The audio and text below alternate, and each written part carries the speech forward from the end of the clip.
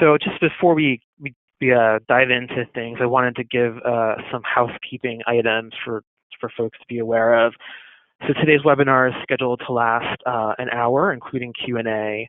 All of the dial-in participants are muted to enable the speakers to present without interruption.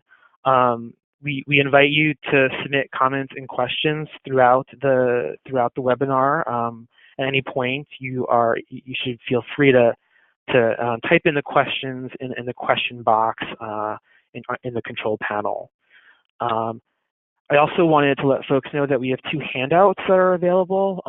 It's not necessary to download these to follow along to the presentations, but I did want to make them available to folks. One is a 3-page summary of the polling results, and the other document is a summary of ideas for how the poll results could be used in your work, and we will go into detail about that later on in the webinar.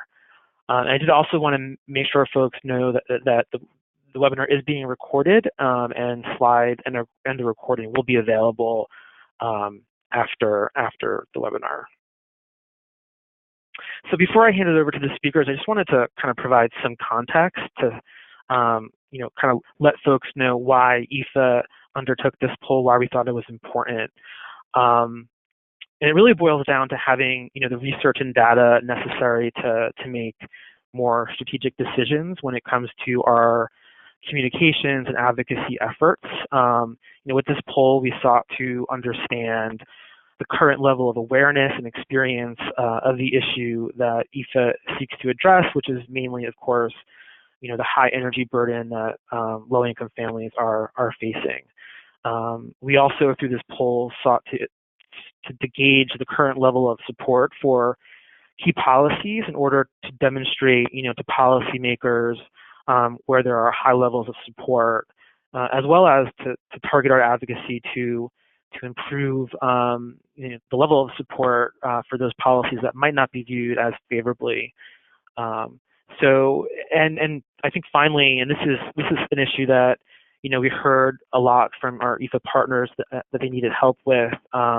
We use this poll to test a series of messages to better understand, what framing and what language evokes support for the cause that we're all pursuing. So this is really trying to be directly responsive to the concerns that we've heard from the EEFA partners, and in that sense, I hope this is a really useful resource to you all.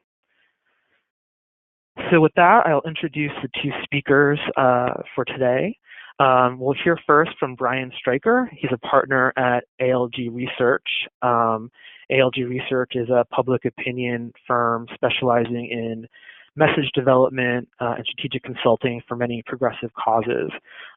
Brian led the development and analysis of the poll, and he'll provide an overview of the poll's findings and their implications for our work. And then after Brian's presentation, we'll hear from Carrie Leslie. She's the director at Spitfire Strategies. Spitfire is a leader in public interest communication, and Spitfire harnesses the power of branding, messaging, social media, advertising, and more to drive social change. And I'm very happy to say that Spitfire and Carrie in particular, they are a new addition to the EEFA team. They will be helping us over the next 6 months or so to develop a national communication strategy, and we're very excited to have them on board with that. And so Carrie will share some of her ideas for how we can incorporate the results of the poll into our work to boost the effectiveness of our communications and outreach. So once again, we'll hear from those 2 speakers, and then after both have finished their presentation, we will then kick it off to questions and answers. But like I said before, I encourage you at any time to submit questions that you might have in the question box. So with that, I am going to hand things over to Brian for him to take it from here. Great.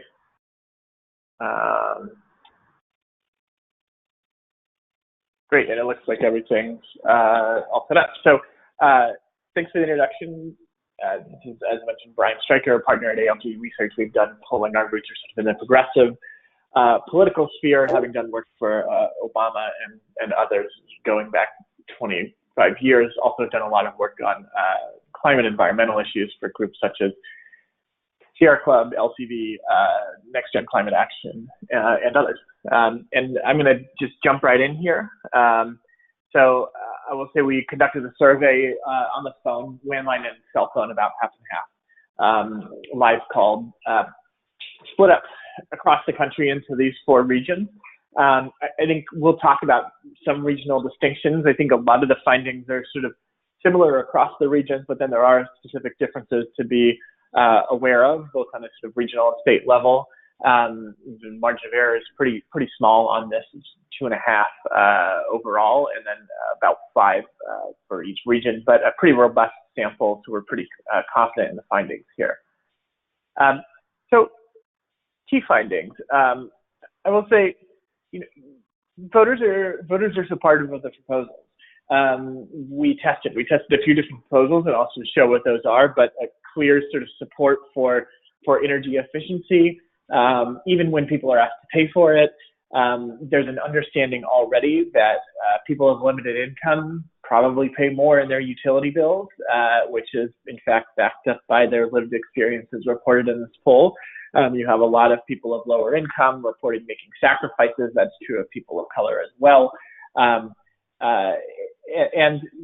as such, voters support the idea that low-income renters should get equal benefits, and there should be incentives for landlords to make improvements, both of renters overall and of low-income renters specifically.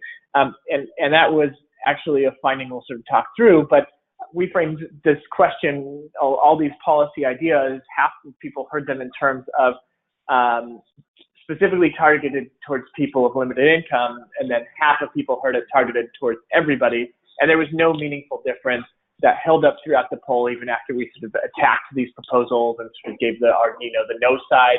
We did yet positive messages. So there's not sort of pushback of, oh, this is a program targeted at people that aren't really me, from middle class or higher income voters. So that was encouraging. We saw messages related to health and lowering the energy burden of low-income households being really important. We'll talk about distinctions where that is not the case, but generally that's a good place to start. Starting with the sort of environmental sort of landscape where people come into this poll. So we asked people, what comes to mind when we talk about making houses and apartments more energy efficient? Solar power and panels is the #1 thing people think of, which isn't maybe exactly what we're talking about. But then other than that, you see pretty high numbers for people thinking about insulation, people thinking about windows, people thinking about energy saving appliances. So that adds up to about half of voters. And then recycling, reducing usage, not too far off either. So most people come in with a pretty good understanding of what we're trying to get at when we say energy efficiency, with the exception of solar is probably the difference. They might think of that as using less energy from the grid, maybe not what we're talking about, which is possibly an opportunity in some places where solar is very popular, and it's something we've seen in a lot of other data. So that's maybe not a misconception that we need to clear up in all cases. People talk about paying a couple $100 a month in monthly utility bills. We broke this out. So on the left, you see the distribution of that. So you see the sort of plurality people in this $100 a month, $200 a month. This is how much do you pay on electric, gas, and water every month added up. And then, of course, there's sort of tails on each side.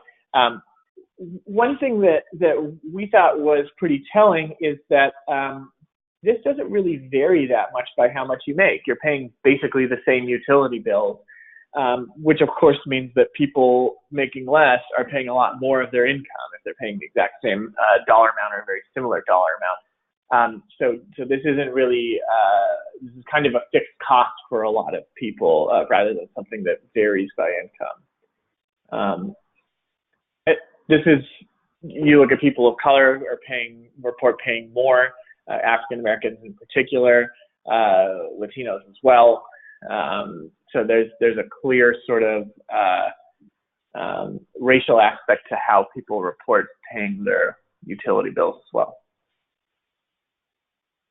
And this would follow from that, but people who make less money report a lot more difficulty in paying their bills. When you look at people making 80 grand a year or more, 85% say it's not really much trouble to pay my utility bills, and it's $200 a month, and the 500, 5,000, 4,000, depending on where they're at in take-home pay. Not a huge chunk, but of people making less than 20 grand, 45% say they're making either serious or minor sacrifices to pay their bills. A quarter say they're making serious sacrifices.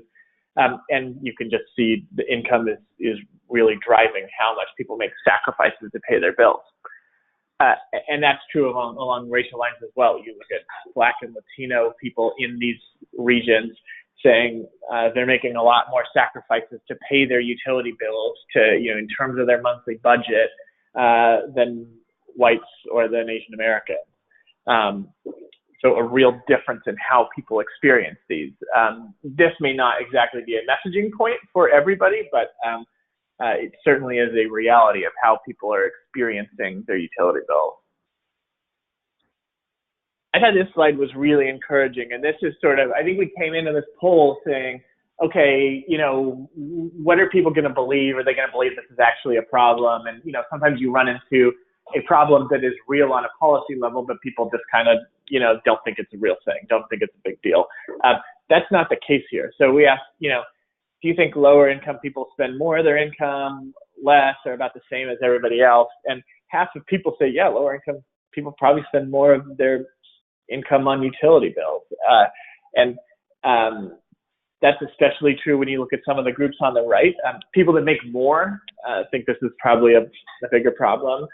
College-educated Democrats in particular, as far as from a partisan, but college-educated voters in general, which obviously correlates with income.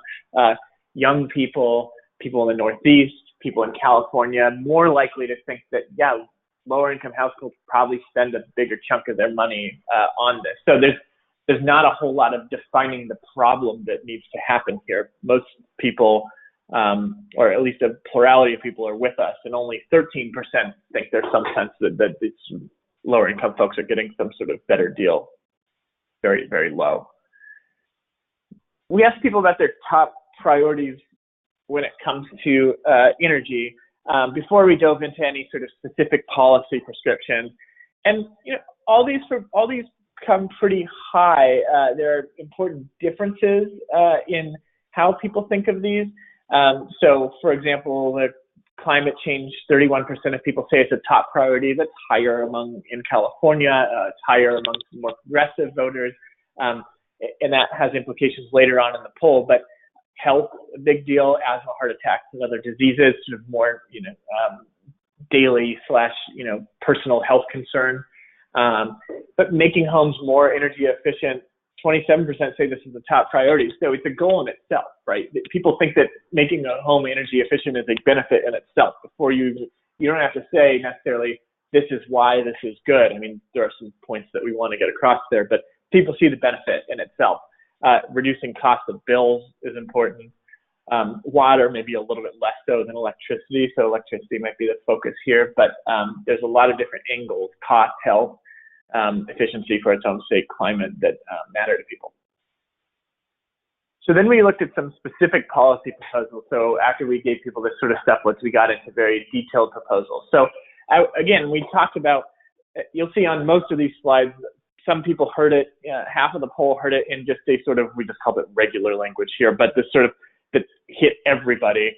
And then we have language that incorporated limited incomes in it. That sort of highlighted this program would be going mostly towards limited income households. And you see no real difference here. I mean, one, just top line read, 80% of people support this idea that utility companies should have to give incentives for customers to cover the cost of energy saving improvements. You just don't see a whole lot of policies that are 80-20. I mean, this is kind of a no-brainer to people. And that's rare, and you'll see when we get into the crosstabs on these sort of things that it has a majority support among Republicans other groups that might normally be very tough on something like this, but it's half of people are strongly supportive, so there's intensity behind it. I mean, just really good numbers on the idea that these companies ought to give incentives. And again, you see that's robust across whether we talk about just focused, targeted based on income or based on, or to everybody. This is sort of a more restrictive proposal, as in you're sort of requiring rental homes to meet a standard, and you see a little bit of back off, like people, and it's a little bit more conservative. You sort of think of this as a mandate a little bit more, and there's, big government starts to get into it. But still, we're talking about 75% support, 40% of people strongly supportive. Again, robust across whether you talk about all rental homes or low-income rental homes. Pretty encouraging numbers on, what we thought might be the more restrictive and difficult of the policies. This idea, we tested this in two ways. This is sort of fairness for renters, or equality for renters, or equality for low-income renters. So the sort of regular language in this scenario is renters should get the same benefits as homeowners. 85% of people say yes. Low-income renters should get the same benefits as everybody else. 86% of people say yes, and actually more strong support. So pretty clear openness to fairness along lines of rent versus own, and along lines of less income versus middle class and up. Encouraging stuff. Again, like massive strong support. 60% of people somewhat favor or strongly favor this proposal, which is, you don't see a lot of proposals with 60% support starting out, much less 60% strong support. So pretty encouraging. This has a little less intensity. We tested this idea of giving technological tools to landlords to monitor their buildings' energy uses. I mean, I think we probably just got a little too confusing for people and a little too wonky, and they're kind of, getting the tech tools are a little confusing, but still, it's supported. Not as much intensity, but these are very nice numbers, and objectively, we would have been happy with these numbers for any proposal in the poll at the start. Providing incentives to landlords. This one is less about a mandate. Again, very powerful. I won't belabor the details, but 86% of people, 84% think that this is a good idea. We should have incentives for landlords to make their properties more energy efficient. This is where we get into a little bit of a challenge, but still these are great numbers. This is, okay, now you have to pay for it. So rather than splitting this one in half based on income versus everybody, this is half of people heard, now you're going to pay 50 cents a month, and then half of people heard, now you got to pay $1 a month. And still robust support here. I mean, 58% support for the 50 cent level, 52% for the $1 level. I mean, obviously things dropped, and that kind of shows you that there's a lot of people out there who say this is a nice idea until I have to pay for it. But still, people are willing to pay for this, which shows there's some durability, and the opponents can't just raise the specter of cost, and this is going to jack up your utility bills, and we're just sort of, in deep trouble. That's not really the case here. I will talk. I've broken down some demographics on the cost proposal, because that's the one that has the most texture to it, and that's where you can sort of see where our strongest supporters and where the people who are sort of, with us, but then once we get into like an actual money discussion, it gets harder. You see a partisan divide, but still not consolidation by Democrats, and also Republicans are not necessarily all against us. So it's not just D versus R here, which is why we'll talk about regionally, but there aren't regions where this is a huge problem. If this was all D versus R, obviously we'd be in real trouble in the South, for example, in some of the Louisianas of the world. I will say that partisan divides that are noteworthy is Republican women are more supportive than Republican men, and younger Democrats are more supportive than older Democrats. And that carries to age overall. So younger voters 2-to-1 are supportive of this proposal. Older voters are less supportive. But that said, 49% seniors favoring paying more money for something is not easy to find. This is a group of people who are not going to get a raise for the rest of their lives, and their costs are going to go up. So we always see them as the most cost sensitive, whether it comes to property taxes, whether it comes to sales tax, really anything. There is a real cost sensitivity. So you're asking seniors to pay more on a monthly bill when their income, they know it's not going up, and but still 50% is pretty good. We ask those questions up front about which of these is your priority. What is this a top priority? Is it somewhat of a priority? Climate change voters, the people that think that's a top priority, are massively supportive of this proposal, and that sort of says something about how we can activate a base of activists. Is talking about climate change is really helpful, and we have more questions on that. Same with people who are focused on health. That's a pretty good group for us. Utility costs, the people focused on costs are sort of not as good for us, probably because we're bringing up a measure that is going to make them pay more, but still 55% support. So there is a sense that if you do this, it will bring costs down, right? You save money in the long run, and there's belief in that, and that's not hard to. This isn't totally counterintuitive, because that's what people do in their own lives with energy efficiency, right? They get more efficient appliances, they fix up their windows, they do all that sort of stuff, and then they save money, right? They're going to have to pay today, and then they save money later. So you do have an argument to people that are in this sort of world of being really focused on the money.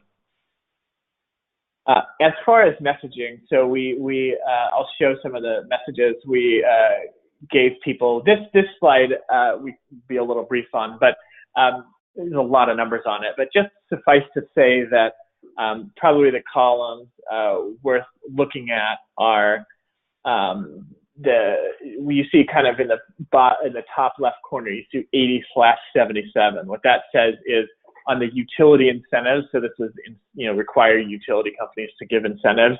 80% of people started as supporting this. We gave positive and negative messages, and 77% of people are supporting this.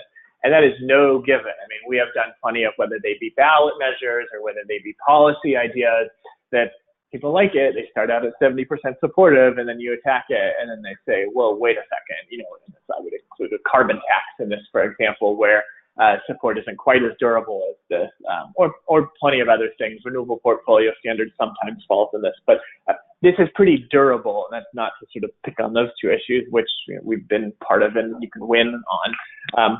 But this is pretty durable support. And even again, the surcharge, if you start at 55% support and then we raise the specter of this is going to cost you money and you're going to get soaked, and still you get 55%. Pretty encouraging stuff, and that's true across the states and regionally, and et cetera. These are the messages that we used. So we can hang on this slide for a little bit longer so people get time to read it. But the most powerful message that we tested was this: older houses can be drafty and leaky and can lead to more frequent colds and breathing problems caused by mold. Energy efficiency improvements like air sealing can reduce these risks and help protect the health of vulnerable people such as elderly. So very health-focused argument. The top argument and overall, the percentage of people who said this was a very convincing reason to support the policies we're talking about. And the overall column is important, but then also I won't get too deep into the other ones, but probably the most important to focus on is this sort of gainers column, is the people that weren't with us at the beginning of the poll and then we persuaded to be with us via this messaging. So that's a clear sort of standout. The next one, making low-income homes more energy efficient means we need less dirty energy, and talking about health again, 43% asthma, heart attacks, right? So health is clearly an important piece of this. You get a sort of a fairness argument as the third one here, is also sort of top tier, probably not the main message, but this is a pretty good message as well when we're talking about level the playing field. Lower income households can have more to spend on food, healthcare, clothing, and other things, right, that are other essentials. This is a sort of argument that you might, like, a lot of folks will often tell, hey, stay away from talking about income and get into this sort of, area. But that's not the case here. That's just not the case on this issue. There's no sort of pushback even among the Republicans. This is a pretty pretty solid message. Anything really over 40% is very good. Anything over 30 is working pretty well too. So these are all pretty strong messages for the proposal. These are some slightly more second tier messages. The one that I'll really point out here is the first one about saving money in the long run, this 8E, and then also 8D, the last one, that one of the things driving up housing costs is utility bills. Those two scored pretty well with Republicans.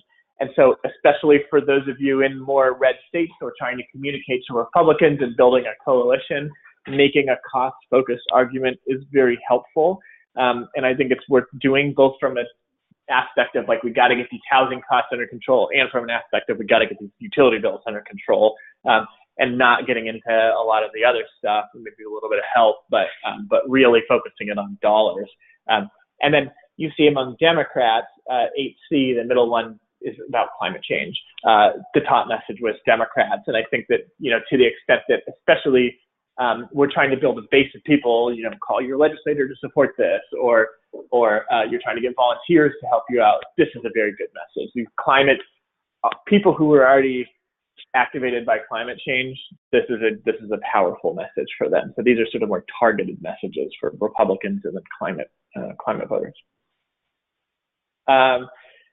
Our biggest vulnerability is cost-based.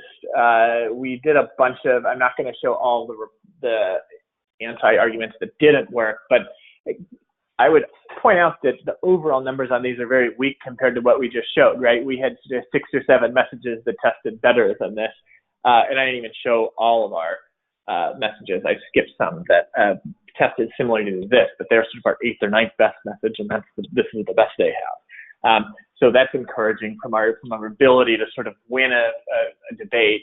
But one of them is a sort of energy efficiency is great, shouldn't be government. People should make their own choices, big government program. I mean, this one stands out with Republicans, they're sort of talking in Republican language. So this is probably a bigger worry for especially a lot of folks in red state that, I think that when designing programs and when talking about them, it's sort of stressing freedom and choice, and that this isn't a government mandate and we're not forcing people to do things, right? The not relitigating the compact fluorescent light bulb debate here, that was a pretty fringe argument, but in a place like Alabama, Louisiana, Mississippi, the fringe is a little bit larger. There's a little bit of an argument of why is this just for low income people, but it didn't work that great. And then there's another one about priorities in our state, and this didn't vary by state either. I was thinking maybe we got sort of deeper into the data, but I was thinking maybe there would be sort of problems in where I live in Illinois, that we pulled the budget as just a total mess, but didn't really show up as different in states where people think things are going well versus not well. So that's a little bit of an argument, but that's none of these are deadly. They're just sort of things to think about. So from a recommendation standpoint, and I think that when we send around the slides, we have more slides here, and we'll send around a more full version as well. And some of the things I didn't really hit on, just to get everyone in and out in not 90 minutes, is some of the regional distinctions. I will highlight here activists, base voters, sort of our strongest supporters, and Californians want to hear about climate change in particular. Climate in California was just a much bigger issue, and it's not just because it's a sort of more democratic, more progressive state. It's the Democrats in California are different than the Democrats in the Midwest, or the progressives in California are different than the progressives in the Northeast. However you want to define that, it's just a bigger issue in California. So I think stressing it is important there from an overall aspect. If you're extending this out to other states, I think that's probably something you can think about in sort of the west of the West Coast, right, all the way up and down, but we don't have data on that. But I think that climate and health is very important for our strong supporters, and more activating for the persuadable voters. Health is also important. So health is a pretty good fallback position because it works with our activists and it works with the people that we want to persuade. Cost also important, like just making sure we're touching that base on cost. Like I said, people are inclined to believe that this could save them money, but we don't want to let the other side totally control the debate on this is just some government boondoggle and you're going to pay a bunch of money and you're not going to see anything. And then in red states or among Republicans, whether this is sort of a insider lobbying game or a messaging game or a ballot measure or whatever it may be, there's a little bit of defense, I think, to do on the big government attack, right? And the sort of just framing this in ideological terms because people like the concept. So if I were a Republican, I would look for a way for them to vote against the idea, even though they like the concept. And one of these would be sort of trying to frame it in very ideological terms. With that, I'm going to pass it off here and take it away. Great, thank you, Brian, and hello all. Yeah, as Todd sort of mentioned at the top of the webinar, we have all these really valuable insights provided from the poll, and so we wanted to put together and offer just a few suggestions on how you all might be able to put the poll and some of these insights and findings really to use in your own outreach and communications work. And so building, first of all, off of some of the last pieces that Brian was speaking to, really one of the good ways to use this poll as a jumping off point is to tailor and refine what some of your current messages are based on what we've learned from the poll are some voters' priorities, some of their definitions of energy efficiency, and some of those demographic trends and tested messages that Brian alluded to. So this could be really thinking about what your state or regional priorities are and using the poll insights to link energy efficiency to those other issues that voters are most concerned about. So, for example, in California, issues like climate change, or really linking it to some of the health and wellness consequences of energy inefficiency on more vulnerable community members, or if you're really trying to target in red states or red state voters or more conservative policymakers, some of those cost arguments and building the case that way. And then testing out some of those updated messages with your specific audiences, so residents or policymakers in your state or region, to really see if those new messages based on insights from this poll are landing well with some of the folks that are really very proximate to the work you're doing, as well as using some of the messaging insights from the poll and these updated messages to inform state or policy specific questions that you could then add to others' polls, a partner that you may be able to add a question into, or craft some specific polls that you commission yourselves for the specific state or region you're working in. Another way that polls in general, but especially this poll, can be really useful is to use it as a hook for publishing op-eds or self-published online thought pieces through Medium or LinkedIn.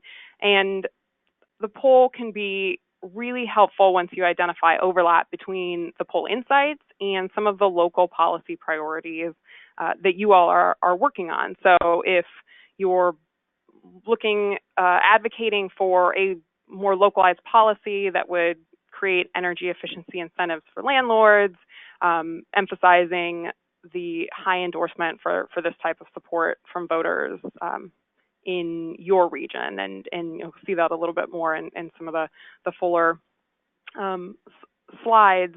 But there was very high endorsement for this kind of proposal for providing incentives to landlords. And really that regardless of the policy you're arguing for or policy you might be arguing against in an op-ed, you can use this poll, this new fresh insights or findings as a jumping off point to then link to on the ground stories of families who are experiencing some of the effects of energy efficiency energy inefficiency, or being able to spotlight some of the successes and current progress that you all have had from your state coalitions, but using the poll as a starting off point to then really share those emotional and illustrative stories from on the ground, recognizing that those personal stories are really powerful. Another way that you can really easily use some of the findings from the poll is just to put together some quick social media share graphics and disseminate the messages of the findings through your online networks to just get eyes on the issues, get people thinking about it, and really start building support for the need and urgency for looking at energy efficiency and affordable housing issues together. So this could be designing visual representations of some of the poll results, such as graphs or charts or little mini infographics that represent findings that are going to be relevant to some of you, again, your specific audiences. For example, if your current advocacy or policy priorities are really focusing on emphasizing racial justice, it could be a graphic comparing the amount that Black residents or Latino residents pay for utilities each month compared to white residents, for example. Or it could just be creating some stylized graphics that show or write out powerful statistics from the poll findings, and you can just easily share those across your social media platforms, share it with some of your partners so that you can get the word out and really drive eyes on some of these new insights. It can also be really helpful just to take some of these insights into conversations with policymakers that you already might have lined up if you're in communication with policymakers or staffers, to really be able to use these polls to emphasize some of the findings for voter supports on proposals, or support for energy equity for their neighbors with limited incomes. Also, the poll can be a good hook for requesting new meetings with policymakers or staffers to start to get some of these issues on folks' radar. It can also be a really great tool for taking into conversations for recruiting new partners, and to use some of the findings as evidence in those conversations with utility companies, property owners, other potential partners, really to just show, for example, potential partners that residents support utilities playing a role in energy efficiency and energy equity, even if residents have to pay a little bit more for that. And so being able to use some of those results as an argument for utilities to be proactively thinking about how they can work with state coalition partners to support energy efficiency. And then the last suggestion that we put together, and of course this is not an exhaustive list, but the last suggestion that we put together for you was to take some of these poll results into conversations with funders or potential funders to really deepen relationships and use the findings to highlight some of those issues that funders may not see as directly connected to their work, but you can build that case for why the work you're doing is connected to some of their funding priorities. So highlighting, again, the disproportionate economic burden of energy inefficiency on families with limited incomes or on families of color, and helping use the poll results to frame your work and in those economic or racial justice terms that funders may see their main grant-making priorities aligned with.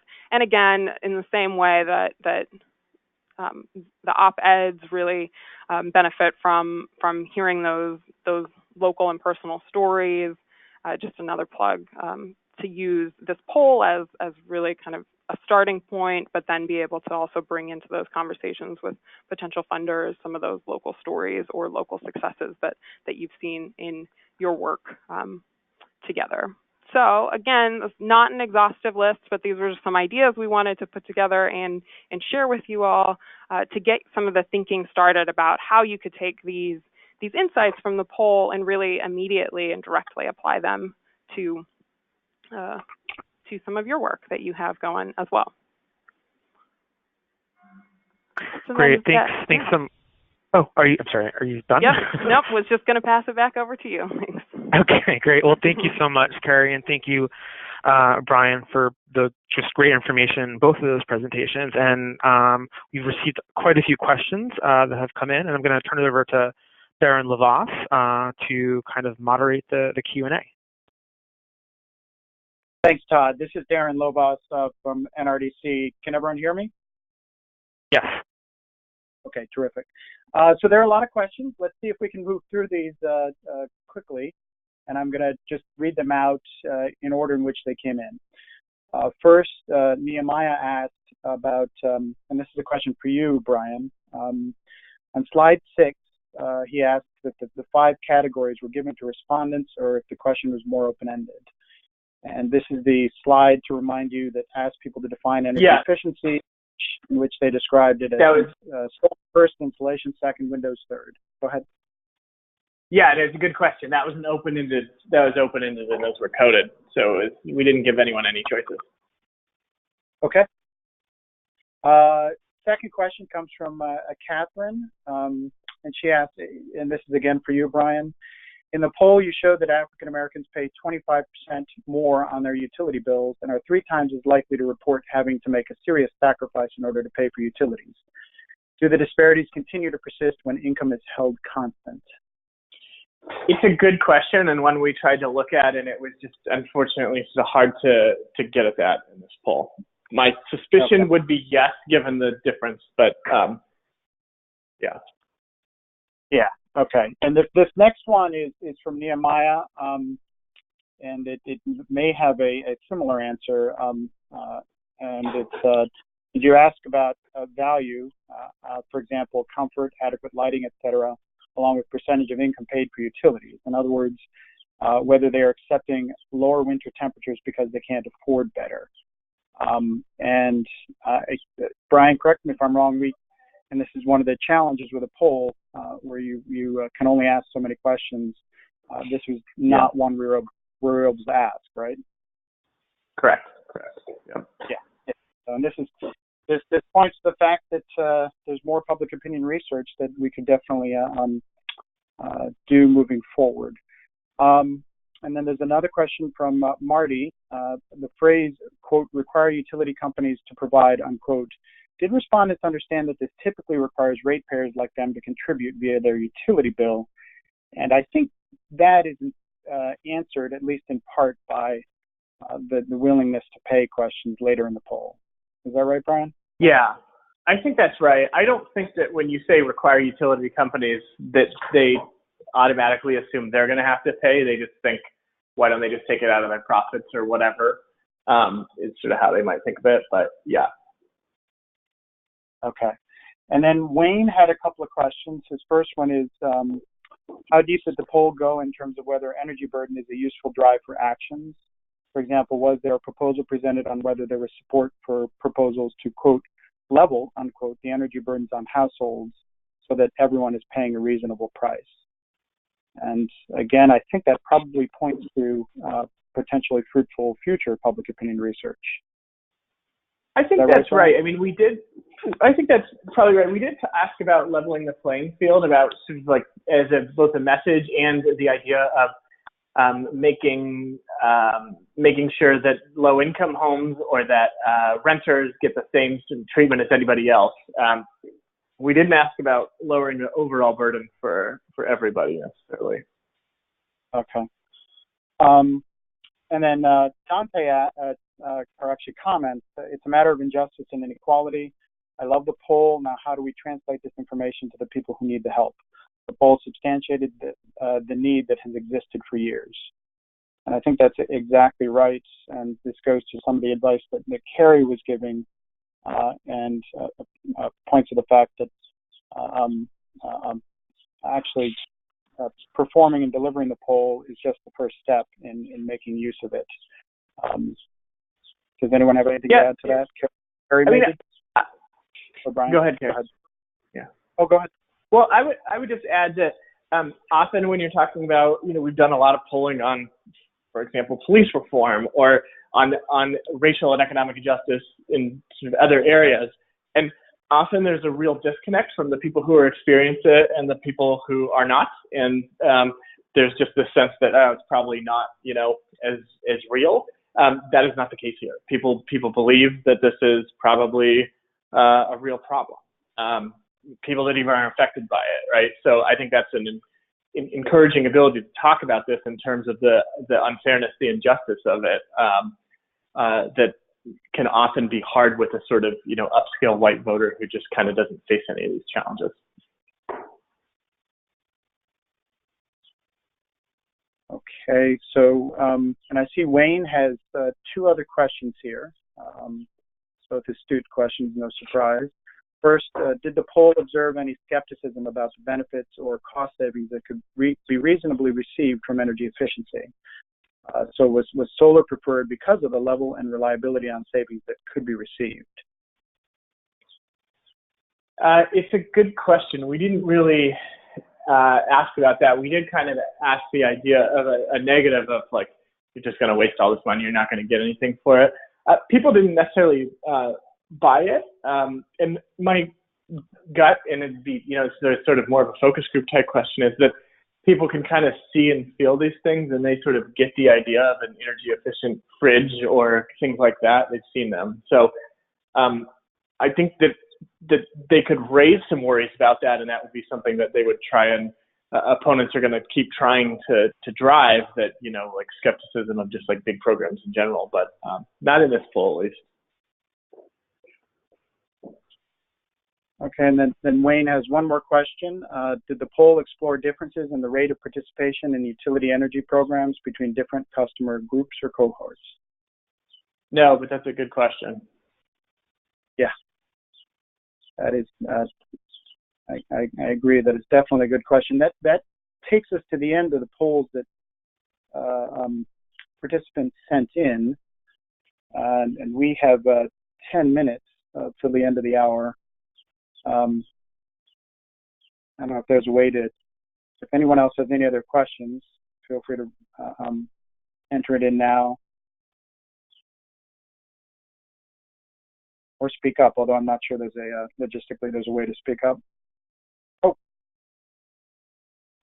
Oh, so Nehemiah asked, and yeah, sorry about this, about slide 41 in your presentation, Brian, which is, I forget which slide that is. Mm-hmm. This is the voters whose highest priority is climate change. I think it's the renters are far more likely to be supportive than homeowners. And this is about the surcharges specifically, I think. And he was wondering about the overall support versus the breakdown. I mean, he thought they looked inconsistent.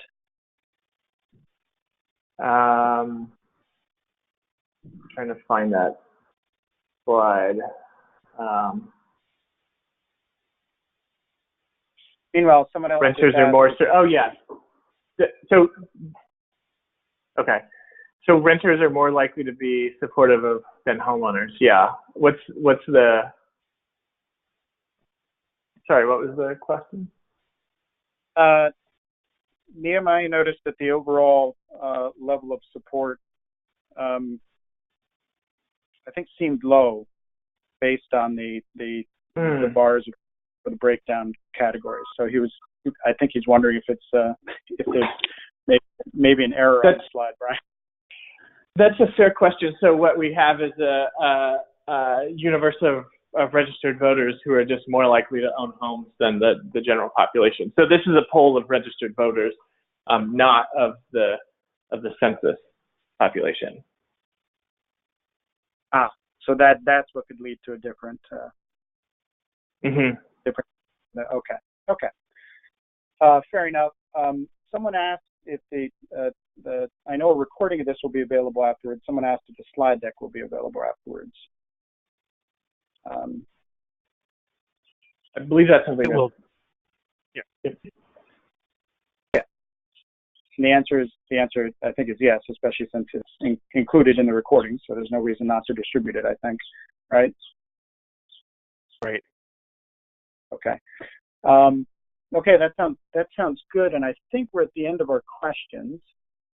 Do any of the speakers have anything that you want to add?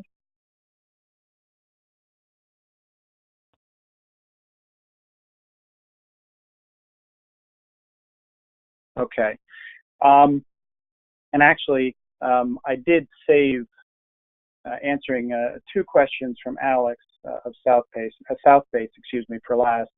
He asked about availability of the regional breakdown as well as state polling profiles. I'm not sure about the state level, but part of the reason that we worked with Brian and his team to perform the poll with credible regional breakdowns of sample sizes is to make that level of data credibly available as well. So the answer is yes, we'll be making that available. And hopefully that will be also helpful for the advocacy you do moving forward. And to conclude, I just want to echo what Carrie said earlier about thinking about public opinion research you could do as part of the coalition building and advocacy you're doing in your regions or states. I know that, for example, that the Virginia Multifamily Energy Efficiency Coalition commissioned a poll from Christopher Newport University last year that was very helpful for their advocacy. And our Maryland coalition, the Maryland Energy Efficiency Advocates, added a couple of questions to a poll performed regularly on the state of on the public in the state of Maryland by the George Mason University Center for Climate Communications, and that also was helpful. So hopefully this will be helpful, and hopefully it inspires the idea of performing more public opinion research down the road to get even richer and deeper and more useful results in states and regions. And with that, I think everyone is going to get 5 minutes of their hour back. So I think we're done. Thank you. Thanks to all the speakers. Thanks, everybody. Thank you. Thanks, everybody, for joining.